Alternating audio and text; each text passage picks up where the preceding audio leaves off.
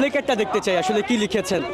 আমার দাবি একটাই, এই সরকারের পদত্যাগ চাই। আসলে কেন, মানে এই সরকারের পদত্যাগটা কেন চাইছেন?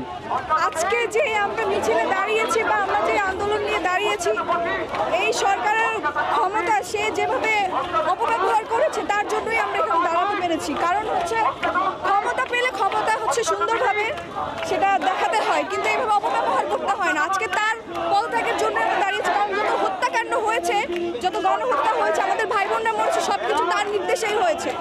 পুলিশ হচ্ছে সরকারের চামচা।